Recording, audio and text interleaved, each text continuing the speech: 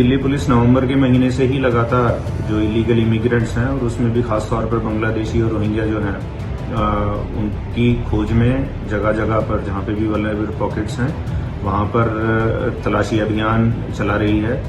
और उसी अभियान के तहत अभी रिसेंटली पश्चिमी जिले ने 2 ओवरस्टेइंग बांग्लादेशी फॉरेनर्स को पकड़ा है। नवंबर से अब तक तकरीबन 6000 लोग हैं जिनका पश्चिमी जिला पुलिस ने वेरिफिकेशन किया है और अभी तक 12 लोगों को जो इलीगली भारतवर्ष में रह रहे थे उसको पश्चिमी जिला पुलिस ने डिपोर्ट किया है।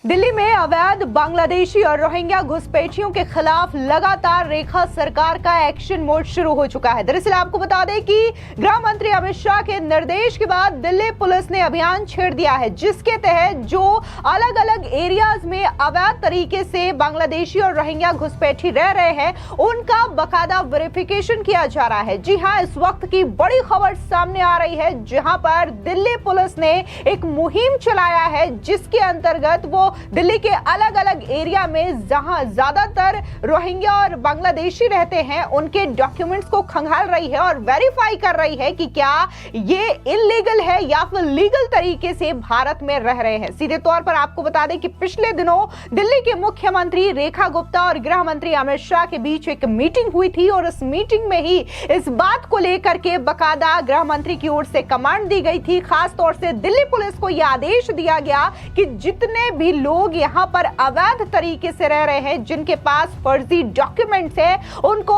फौरन वेरिफिकेशन किया जाए, डाटा निकाला जाए और अगर वो अवैध पाए जाते हैं या फिर घुसपैठिए हैं तो उन्हें फौरन उनके देश डिपोर्ट कर दिया जाए। दरअसल आपको बता दें कि केंद्रीय गृह मंत्री अमित शाह ने 28 फरवरी को दिल्ली पुलिस को अवैध बांग्लादेशी, रोहिंग्या घुसपैठियों और उनकी भारत में एंट्री कराने में मदद करने वाले नेटवर्क के खिलाफ सख्त कार्रवाई करने का निर्देश दिया था। गृह मंत्री के आदेश के बाद दिल्ली पुलिस ने अपना काम शुरू भी कर दिया है। गुरुवार को संगम विहार इलाके में अवैध रूप से रह रहे बांग्लादेशी और रोहिंग्या मुसलमान को पकड़ने के लिए दिल्ली पुलिस ने स्पेशल वेरिफिकेशन ड्राइव चलाई है। दरअसल आपको बता दें कि देश के अलग अलग राज्यों में अवैध रूप से रह रहे बांग्लादेशी और रोहिंग्या मुसलमानों के खिलाफ एक्शन शुरू हो गया है। अब तक पुलिस ने भी कार्रवाई तेज कर दी है। पुलिस ने संगम विहार इलाके में रतिया रोड पर एक स्पेशल वेरिफिकेशन ड्राइव चलाई जहां लोगों ने आकर के अपने कागज पुलिस को दिखाए।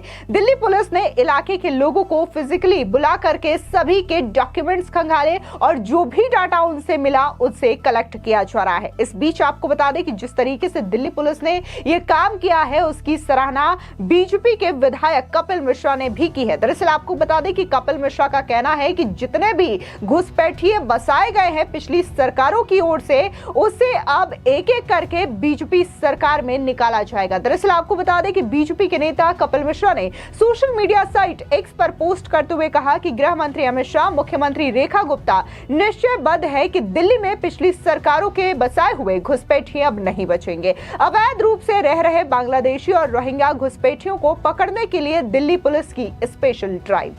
तो वहीं आपको बता दें कि दिल्ली पुलिस की ओर से जिस तरीके से अभियान ये मुहिम छेड़ी गई है इसको लेकर के वेस्ट दिल्ली के डीसीपी विचित्र वीर का बयान भी सामने आया। क्या कुछ उन्होंने इस पूरे के पूरे मुहिम के बारे में बताया और किस तरीके से दिल्ली पुलिस जो है इन अवैध रोहिंग्या और घुसपैठियों के खिलाफ वेरिफिकेशन कर रही है, खुद सुनिए। दिल्ली पुलिस नवंबर के महीने से ही लगातार जो इलीगल इमिग्रेंट्स हैं और उसमें भी खास तौर पर बांग्लादेशी और रोहिंग्या जो हैं उनकी खोज में जगह जगह पर जहां पे भी वल्नरेबल पॉकेट्स हैं वहां पर तलाशी अभियान चला रही है।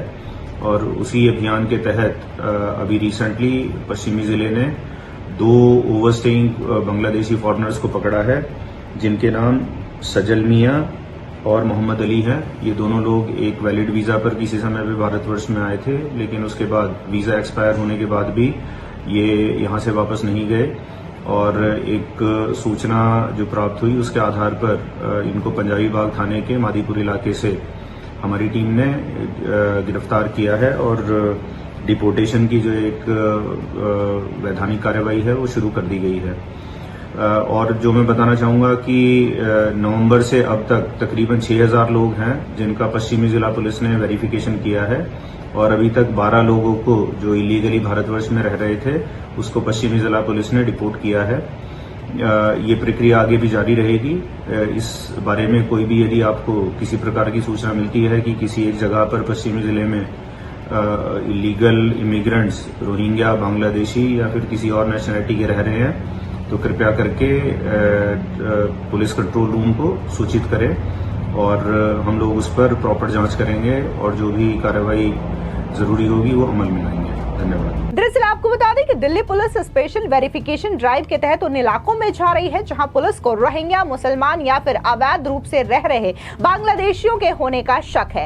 इन वेरिफिकेशन ड्राइव में शामिल लोगों से उनके नाम, मोबाइल नंबर, आधार कार्ड और वोटर कार्ड ID मांगे जा रहे हैं। इसके साथ ही इस बार दिल्ली पुलिस ने इस स्पेशल वेरिफिकेशन ड्राइव में शामिल लोगों से उनके बैंक अकाउंट की डिटेल और सोशल मीडिया अकाउंट की डिटेल भी मांगी है। दरअसल ऐसा इसलिए किया जा रहा है क्योंकि अक्सर देखा जाता है कि दिल्ली में जो भी रोहिंग्या या फिर बांग्लादेशी अवैध रूप से रह रहे हैं वो लोग फर्जी वोटर ID कार्ड और आधार कार्ड समेत दूसरे दस्तावेज बनवा लेते हैं। दिल्ली पुलिस बैंक अकाउंट और सोशल मीडिया अकाउंट के जरिए उनके डिटेल निकाल रही है। बैंक अकाउंट नंबर से पूरी मनी ट्रेल निकाल करके पुलिस ये पता लगा सकती है कि उनको बैंक अकाउंट से पैसा बांग्लादेश या फिर म्यांमार तो नहीं भेजा जा रहा है। बताया कि माननीय गृह मंत्री जी का आदेश है जो आगे फिर उपराज्यपाल और माननीय आयुक्त महोदय से भी हमें मिला है, उसकी पूर्णतः अनुपालना की जा रही है। लगभग 500-600 के लगभग लोग हमने सिर्फ न्यू दिल्ली के अंदर आइडेंटिफाई किए हैं। ये मुहिम हमारी काफी दिन से चालू है और आगे भी ये चालू रहेगी। इसके तहत हम लोगों से उनके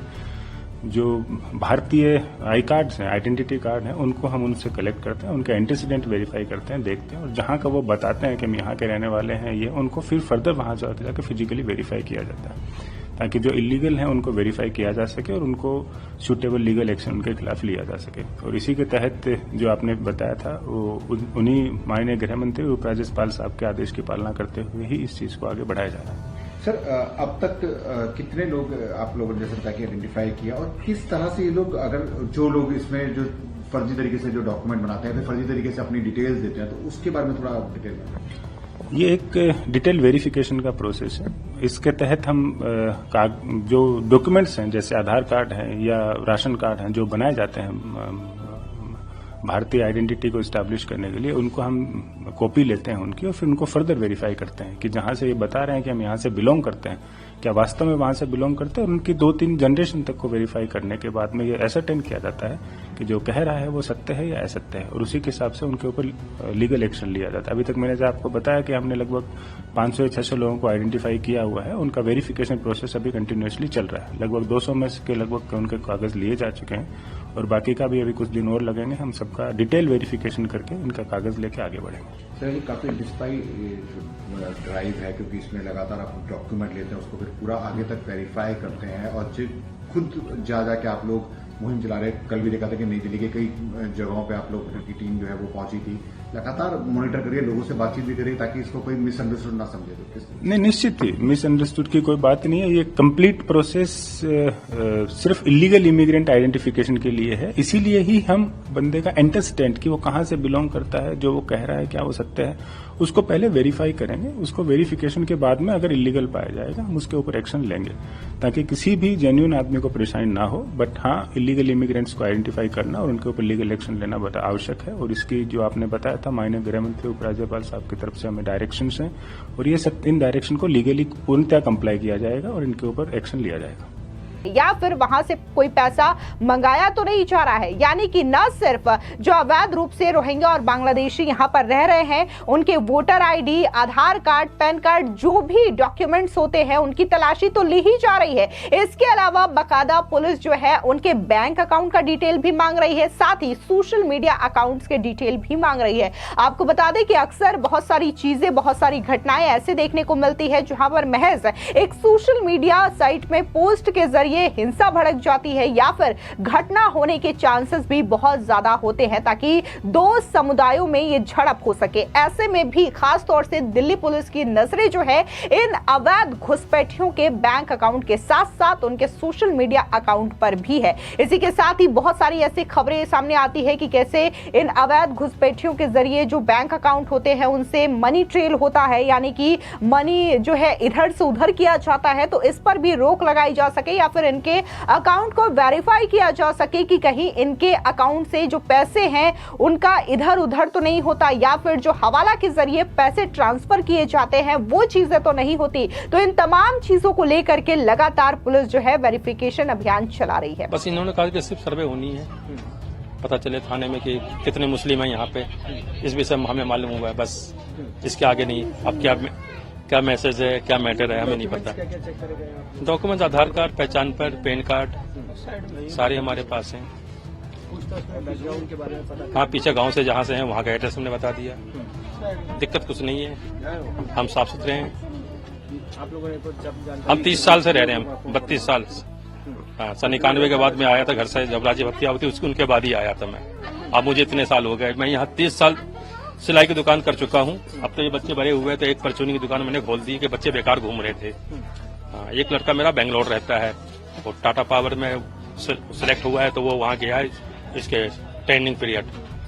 आपको बता दें कि जिस तरीके से बीजेपी बार बार चुनावों में ये आरोप आम आदमी पार्टी पर लगाती रही कि कैसे आम आदमी पार्टी के नेताओं ने इन अवैध रोहिंग्या और बांग्लादेशियों की मदद की थी ताकि उन्हें दिल्ली में बसाया जा सके। बकायदा उनके विधायक जो है उन्हें पैसे प्रोवाइड करते थे, डॉक्यूमेंट्स प्रोवाइड करते थे, जिसमें अमानतुल्लाह खान का भी नाम सामने आया था और इसके अलावा मोहिंदर गोयल का नाम भी सामने आया था। आपको बता दें कि पिछले दिनों तो दिल्ली पुलिस ने मोहिंदर गोयल को बकायदा समन भी जारी किया था, क्योंकि जब दिल्ली पुलिस ने उनके कई सारे ठिकानों पर छापेमारी की थी तो इन अवैध बांग्लादेशी और रोहिंग्याओं के फर्जी डॉक्यूमेंट्स पाए गए थे, जिसमें आम आदमी पार्टी के विधायक रहे मोहिंदर गोयल के सिग्नेचर प्राप्त हुए थे। तो ये तमाम चीजें बताती है कि कैसे अरविंद केजरीवाल के शासनकाल में बकायदा इन अवैध रोहिंग्याओं को दिल्ली में पनाह दी जा रही थी, शरण दिया जा रहा था। और अब बीजेपी ने यह ठाना है कि किसी भी सूरत में देश में इन अवैध रोहिंग्या और बांग्लादेशियों को बर्दाश्त नहीं किया जाएगा,